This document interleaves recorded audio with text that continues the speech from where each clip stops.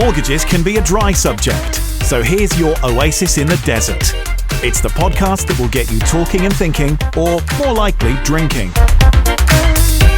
The Lennon to his McCartney, the Bert to his Ernie. It's the one and only Mortgage Stew and his sidekick Martin at the LM Experience.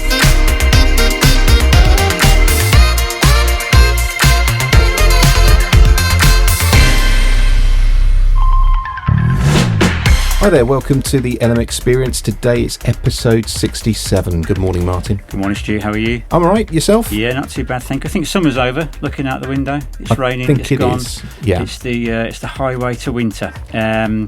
Anyway, we've got some sunshine at the end of this line here. We've got our first dial-in guest ever. We're very lucky to have Vanessa Warwick, who is a landlord and co-founder of Property Tribes. Are you there, London Calling Vanessa? Yes, I am. It Thank works. you very much It works. welcoming me along. The wonders of modern technology. Thank you very much for taking the time out. As I said, we've never done this before, Vanessa. We've always had guests in the studio, but appreciate it. Everyone's very, very busy at the moment, and obviously with what's going on in the background, it's hard for people to get into London. So thank you for making the time to call into us today. And obviously you've got quite a high profile in the property world, but I'm guessing that you didn't start in the property world. And the first question that we always ask our guests is, what was your journey? Where were you originally? How did you end up getting into property? What's the starting point? Well, how far back do you want to go? How far back do you feel comfortable going? Because you had an interesting career at the start. You were a TV presenter, weren't you? That's right, yes. I was a VJ on MTV from 1987 to 1997. So it was a real boom time, wasn't it, for MTV? That's where it really kicked off. It really was. It was such a privilege to be there during that time because I actually joined about 6 months after they launched in London at the famous Mandela Street Studios. And it was a very small team. And I started there as a production assistant and worked my way up. So it really was the golden era of MTV coming over from the US to Europe. So yes, I like to say I went from rock and roll to bricks and mortar. Because, so just going back to that, Vanessa, did you do that with the intention of being a presenter, or did that just happen? You fell into that role? It was a very, very strange thing. My agent rang me up on a Monday morning. I was temping around London and I'd been managing a band and I'd been away with them all weekend. We'd been using downtime in studios at like 4 a.m. to record. We'd done a gig up in Leeds. I was absolutely exhausted and my agent called and said, there's a temporary job at MTV. They only need you for 1 day. Will you go in? And I said, you know what, I'm so exhausted, it's raining, I don't really feel up to it. And my agent, and I'm so grateful to her, said, Vanessa, go. It's a very exciting place, there's opportunity there. So I went, and the rest is history. I ended up staying for over 10 years. They liked me, I guess, and I just worked my way up behind the scenes until I became a presenter. And what show were you doing? I was doing the heavy rock show, which is called Headbangers Ball. That was 10 p.m. on a Sunday evening, mine. That was 10 p.m. I was in bed by then. I'm sure you were, mate. I'm not rock and roll. No, but it was, I mean, obviously, just so you know, Vanessa, myself and Martin are similar vintage, but there's a bit of a gap between us. We've never quite discussed what it is. But it was that sort of time for when, I mean, I'm not going to big up Rupert Murdoch, but the whole thing around when satellite TV in the UK was really taking off, wasn't it? And then I think certainly I was probably about, I suppose when MTV Europe started up. So it was a big thing to everyone when it came around, and to have something like that where you had really something that was kind of based in the UK at that point was massive from that sort of point of view. So I think that was... and it was so exciting because whether you were watching in Moscow, Berlin, London, Amsterdam, you saw the same thing. And that's what gave it such an international flavour. And I think why it was so exciting, because we were able to expose so much music to so many different people that perhaps hadn't had the opportunity to access it before. Definitely. And so what happened after 97, Vanessa? What was a career change? MTV cancelled all the specialist music shows. So I think 6 or 7 were cancelled. So I essentially lost my job. And I'd been in the same thing for a very long time. And I'd had a very specific niche in life, and there weren't too many of those other niches around, being the presenter of a rock show. So I had to reinvent myself. And basically, I developed my producer and director skills, and I started working behind the scenes. I ended up producing and directing a lot of music videos. And I guess my main claim to fame is that I directed Motorhead's 25th anniversary concert at Brixton Academy. Wow. And I also produced a huge Latin pop music special for Channel 4, which I conceived, produced, directed and filmed in Miami. And it featured all the main Latino artists who were coming through, like Enrique Iglesias and Ricky Martin and Christina Aguilera and Jennifer Lopez. So, I just went behind the scenes and just produced and directed, and enjoyed having a very creative time, because obviously, working in music programming is very, very creative. Which is part of the reason why people go into that, and I've got friends and clients in the music industry, and whilst it's hard work, and creating a festival or a concert is very, very stressful. Having just watched the Woodstock '99 documentary on Netflix, it's not an easy job, to say the least, but there is a degree of creativity there as well. Did that lead you then into property? Because is that the next evolution for you, Vanessa? Yes, it was really. I mean, I became an accidental landlord in 1992 when I couldn't let my flat out in London because it had a defective lease, and I wanted to move somewhere nearer and to where I worked and bigger. So I let it out to music industry friends and became an accidental landlord. And I guess the real catalyst for change was when I met my husband. He was a cameraman. And we were working very, very long hours. We got the commission to record Dido's world tour for her Life for Rent album. So we were flying all over the world with her on all her tours. And, one day we were on holiday at the time, and my husband said, look, the scene is changing. YouTube's coming along. Commissions are getting harder. Let's do something where we can enjoy a life of doing our own thing, because we're both very outdoorsy people. We love traveling. We love being outdoors. We love having our own adventures. And he said, how does property sound to you? And I said, okay. And I didn't even know what the interest rate was on my own mortgage. I didn't even know how much my flat in London was worth, my second flat that I was living in.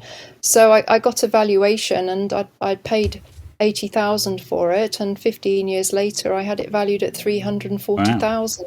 Wow. So my husband said, right, let's do an equity release and build our portfolio, and that's what we did starting in 2004. It's interesting, isn't it, when you said that you didn't know what your mortgage was or what the property was worth, and that's how a lot of people's attitude to property was 20 odd years ago. And then the buy-to-let market began to expand, and then you had the property porn programs on TV quite regularly, and then it became a huge focus for people, didn't it?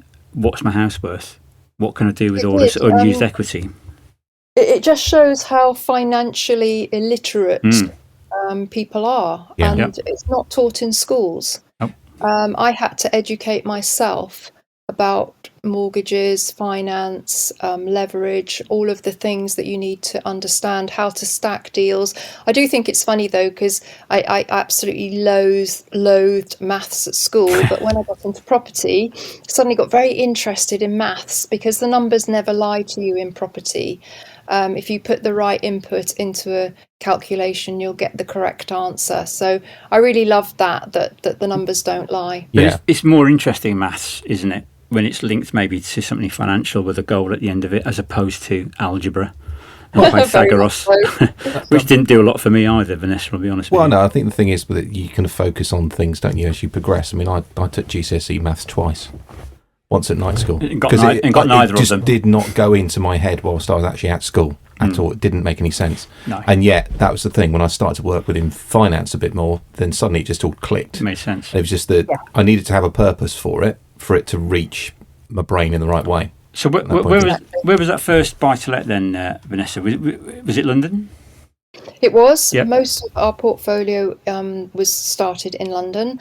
Essentially, I took out a buy-to-let mortgage on my flat in Finsbury Park, redeemed my residential mortgage. I had a large chunk of cash left over, used some of that to buy a 4-bed house in Guildford, and then I used the rest of the money as seed money for our portfolio. And these were the days of the go easy to get hold of money. I remember signing one document to get a mortgage. Seriously, It was that easy to get finance. So we built our portfolio pretty quickly over the space of about I would say 5 to 6 years, being able to add value to properties, refinance them, and then pull out some cash and go again.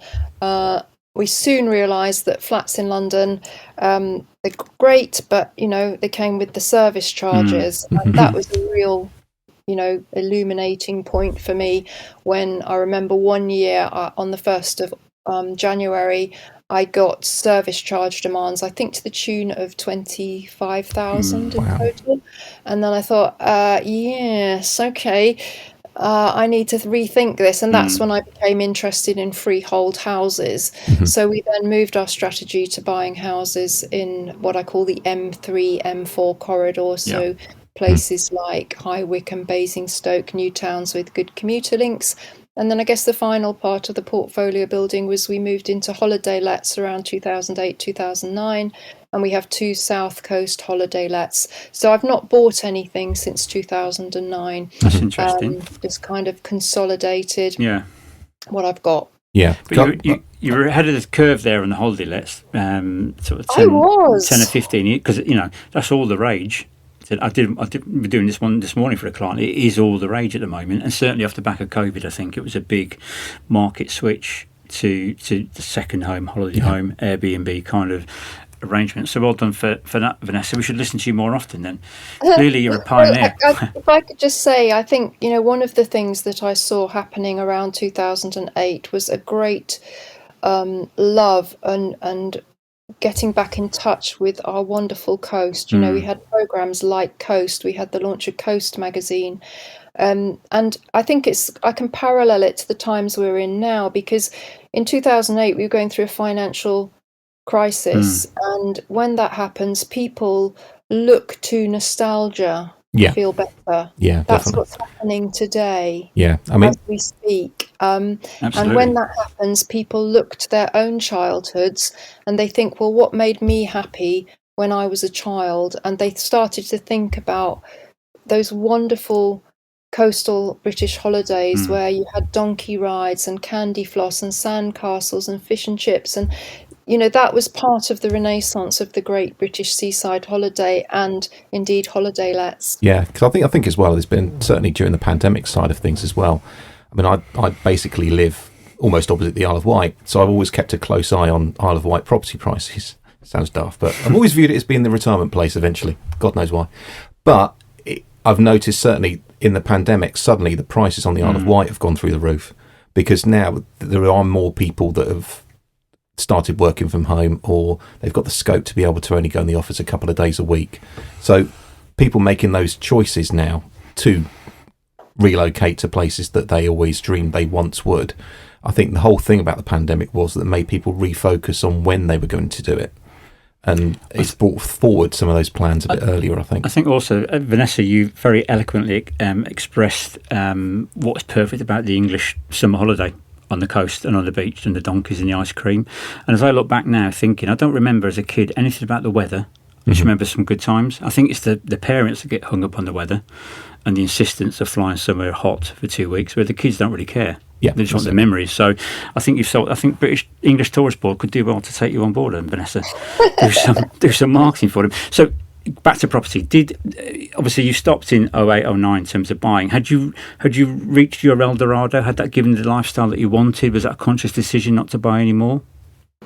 Well, I think we had to find our way through the 2008 financial crash, which was a challenge. I won't deny it. I had a lot of properties. They were quite highly leveraged. So yeah, I had to just hang in there basically, which we managed to do. And we've just kind of moved forwards. And around 2009, that was when property tribes came into existence. And interestingly enough, it was never started as a commercial entity. One day I just said to my husband, there's these rudimentary forums around, but then they don't seem to be very professional. And I regard being a landlord as a profession, a professional activity. I said, I'd like to go on a professional forum. And he said, well, look, why don't I set you up on some free software and you can just chat to all your property friends there, which he did.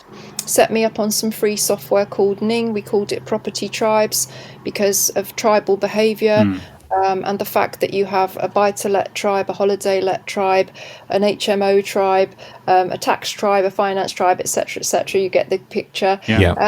And to cut a long story short, 3 or 4 years later, we had a look, and my husband said, "Crikey, we've got over 10,000 members." Oh, wow. And then we realised that we had something, but we didn't know what. Yeah, because I think that it was still quite early, in the infancy of the social web. And then my husband saw a way forwards to continue Property Tribes as a commercial entity by an advertising and sponsorship model, which you see today. Because I think the thing is as well, certainly around that sort of time, that time period, there were, certainly on the lending front, everything had changed overnight in terms of the whole regulation reboot and that type of thing. So it was perfectly timed even to set that up in terms of that was when a lot of, let's say, amateur investors needed that as support to understand what was truly going on from that point of view. And I think from that sort of perspective, I can remember going to, I started my own business back in 2008 after being made redundant, ironically enough. And one of the first things I actually was doing in terms of trying to meet other businesses was going to business networking events. And that was the real first time that I came across, for example, people who were at that point offering themselves out of saying to people with regards to these, if you've got a buy-to-let, I can help you, this type of thing. There was one example. I went to an event down in Bournemouth, and it was in the room, the guy who was presenting didn't really realise that there was me as a mortgage broker, there was a solicitor in the room, and there was an accountant. And so that's a set of a very bad joke. Yeah, it is really. But the guy did the presentation. He was really great in terms of delivery, but what he was proposing were systems that worked 3 years prior to when we were all attending the meeting. And that was my kind of like thinking, right, okay. Well, this is one of the reasons I think we wanted Vanessa on today, was to talk about standards, Vanessa, in the property world, particularly maybe on the buy-to-let side, because I think you've got some strong opinions on that. Well, I certainly have, and let's hear them. But I think Nick and I, Nick, my husband, my wonderful husband, we totally subscribe to education. It's absolutely imperative if you're going to navigate all the challenges that face landlords, and also to supply a safe and compliant home to your tenants. So we totally 100% subscribe to it. And in fact, it's the reason that we started Property Tribes, or one of the reasons, because we felt that landlords needed support and education. And I'm talking about legitimate education. And by that, I mean from people with actual experience and without any kind of bias or agenda behind it. So what I love about community-generated landlord conversation, advice, awareness, education is because it's simply people sharing for the sake of sharing, and it's very, very healthy. You'll get lots of different views. You can take them all on board. You can try them on, and you can think, well, actually, that's how I feel about this particular thing. That's how I'm going to run my business. So it's a very healthy format to learn and grow. What I have an issue with is what I call illegitimate education, which essentially promises get rich quick. So you can be a millionaire in a year with no money. I know that to be totally, totally untrue. And I regard this kind of so-called wealth creation education I regard it as a danger to consumers. It's totally unregulated. People can make whatever claims they like. They never substantiate them. They can tell you they're worth 20 million and people seem to believe every word they say. And then they sell these very, very expensive courses, often the deposit on a property. And these courses are targeted to vulnerable and naive people who are sometimes in desperate situations and just looking for some way out. And these people will spend their last penny to go on the course, or even go even further into debt with loans and borrowing money from family. And every week I'm contacted by people who have been sucked into this and who have lost everything. But most importantly, they lose hope because it's all made to sound so easy. And when they can't make it work, they feel an immense failure. And that has driven some people to even contemplate, taking their own lives. And I've spoken to these people and I hear their stories firsthand, and it makes me even more determined to try and get this sector regulated. And I'm hoping that my current court case, which is known fairly widely in the property community, I'm really hoping that that's going to be not only a platform for awareness, but also for positive change. Well, I mean, I can confidently say that Stu and I totally support you there, Vanessa, because we see this a lot. Stu and I are regulated financial advisors. We can't put the kettle on without filling a form in. Okay, and I'm fine with that. That's the price of doing our job.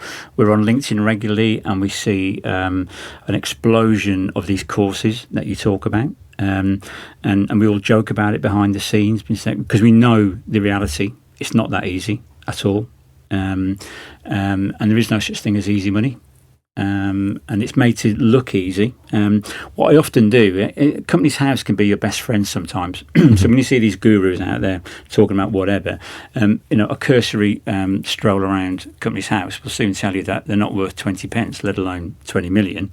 But what does worry me is that the consumer doesn't look into that detail. We're trained to look for things like that, to tie two ends together. But effectively, it's going to our role is to do due diligence on clients, even, isn't it? That's the thing. And we do, and we turn clients down because of that, because we don't like what we see. But the consumer tends to buy the headline and not the bottom line, and that's why you see these rooms packed with hundreds of people in them, and it creates a bit of an aura.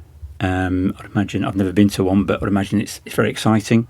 There's probably loud music being played. It probably looks very slick, but you probably get the same things in the crypto world, where people are talking about it, and it's easy to do. Be a crypto millionaire. Just do what I do. But how do we fix it, Vanessa? Whose doormat does this land on? The regulator, the Bank of England, the government? It can't be you. Well, no, I mean, literally at the moment, as we've said, that it's only really community generated due diligence and commentary that is the very, very fine line between people losing money, often, their pension pots to some of these schemes. Some of these schemes are £100,000 to get on board with, absolutely astronomical amounts of money. I don't really know the answer. It falls between a number of different stools, if you like. I think the government needs to look at this, because I believe that billions are lost. And that's just the financial loss. On top of that, we've got the emotional heartache, stress, anxiety, despair that people suffer as a result of realizing they've been duped. So the government's got to look at it. Maybe the FCA have to come in. Maybe there has to be some, what I would like to see, and I know you'll agree with me, is that before anybody can sign up on these courses, they have to go through a regulated mortgage broker to see if they even qualify for buy-to-let mortgages, or that they have the deposit, because if they don't, it's a complete waste of their money. Yeah, I think the thing is as well, it's like whenever I personally get any sort of new inquiries from anybody looking to get involved in buy-to-let is just saying, right, before you do anything, you surround yourself with people and expertise. So effectively, you speak to an accountant before you ever entertain the idea of doing it to find out the taxation point of view. Solicitor, likewise, on the legal front, and then have a broker that you trust from that point of view, because I think the mistakes can be so easily made by people, and I think certainly from the perspective of when people used to invest in buy-to-let in the past, let's say pre-2008, it was mainly because people might have been given failing endowments during the 80s and 90s that they then wanted to see property as their pension pot, effectively.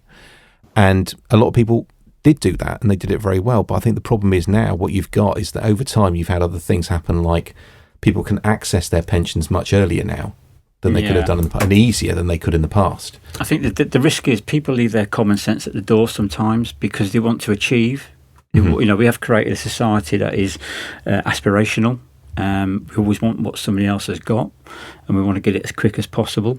And I think that can lead to poor judgment as well from the consumer. So it goes back to what I think you said earlier, Vanessa. We've got to get some better education in here, early doors, not after the event, before, way before. Yes, indeed. And you know, it's interesting, these get-rich-quick gurus, you know, part of their strategy is to discredit me, discredit property tribes as a source of due diligence, say that, you know, I'm jealous of their wealth and success.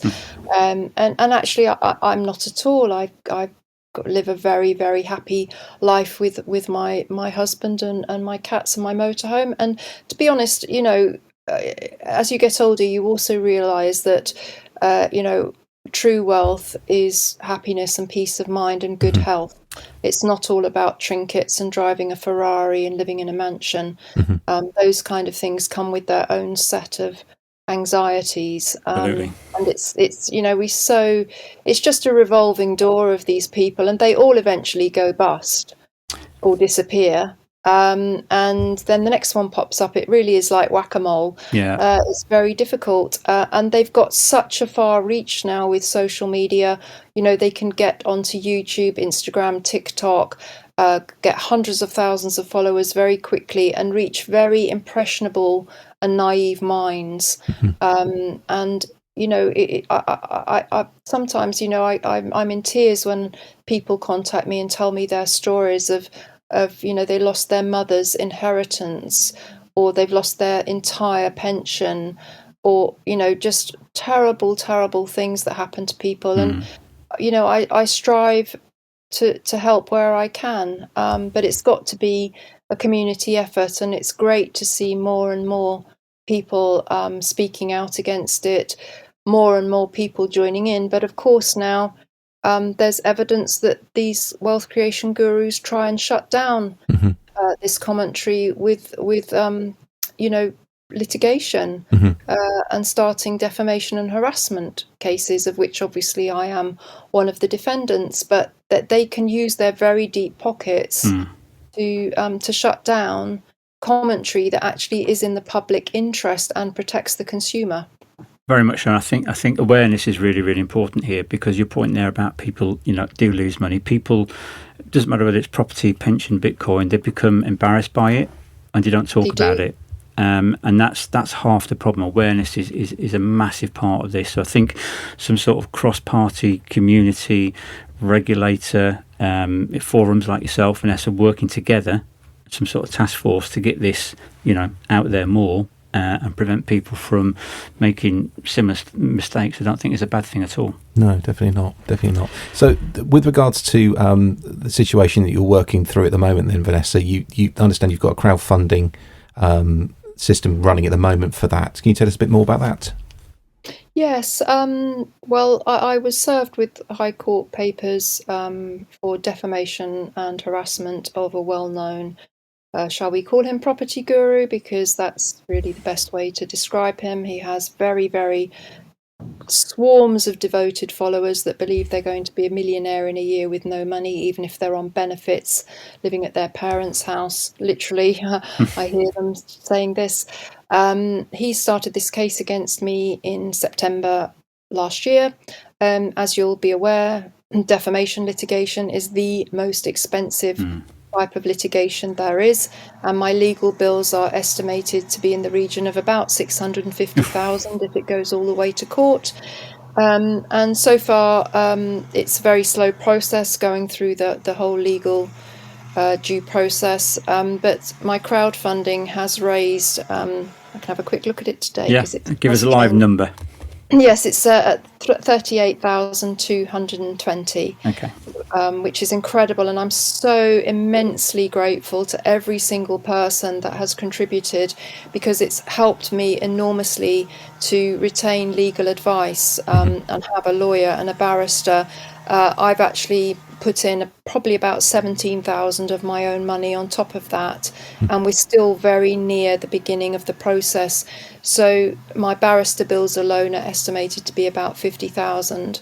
So I'm fighting this with the help of the property community, and I've had immense support even from people like Ben Beadle, the CEO of the NRLA. I've recently done an interview with Maxine Fothergill, who's the immediate past president of ARLA. Some of the biggest hitters in the UK property industry have contacted me and offered their support and donated privately, anonymously to my fund. So I feel that the property community has my back, which has helped me, because I've been through absolutely massive anxiety over this. You know, when you get a court document, and my particulars of claim were 35 pages, when you get that, it's terrifying, it's scary. I've got a very, very good lawyer who's brilliant and very compassionate towards me, and he's helped me through, and also my husband as well. But, you know, I stand to lose. You know, I might have to sell my properties to fund this case, which is a terrifying prospect for me, because I've worked my entire life to build them to support me in my old age and my husband. So it's a very frightening time, but I've had a lot of support, and I can't tell you how much it has assisted me in getting through this. Vanessa, I think what you just said then is all very valid, and I think it's very important that the industry sort of comes together on this one and not leave you out there on your own as a martyr. I think, you know, lenders, professional bodies should support this. This is a really big thing for the industry. It affects all our credibility, and ultimately it affects the consumer, and that's why we have regulation. We've got more regulation coming in next year, but sometimes I think the regulation kind of, you know, it's a sledgehammer to hit a nut, and it doesn't address the right things all the time. And I think, you know, we'll happily support you here, and we'll put a link up to your crowdfunding when we put the podcast out. But I think that's probably a good time to end it there as well on that subject, because it is so important. Yeah. That's great. Well, thank you so much for having me on the podcast, and for the great questions. And, you know, I think it's so good that regulated mortgage brokers and advisors like yourselves are adding your voice to mine, because I know if I say to you, could you buy a property with no money? I know your answer is going to be one word. We have the odd phone call from clients, and it's a very brief phone call. So it's a polite one. Very polite and professional, but it's short. But listen, look, Vanessa, thank you so much for your time. Really appreciate that. We wish you all the best, and we'll keep a close eye on what goes on in the future. Well, thank you both very much for your support. No, that's great. Thank you for coming on, Vanessa. That's great. So that was episode 67 of the LM Experience, Martin. Brilliant. Great. Good one as well. Yeah, not that the others weren't. Well, of course. This was very good. Yeah. We value everybody equally. Yeah. But if you'd like to come on to a future episode of the LM Experience, you can do so. All you need to do is contact us through our Twitter feed, which is at the LM Experience, and we will be back with more episodes soon. Brilliant. Thanks, Vanessa. Thanks, Drew. Thanks for listening, and please subscribe and follow us on Twitter. And remember, there ain't no party like a highly regulated mortgage party, and your home may be repossessed if you do not keep up repayments on a mortgage or any other debt secured on it.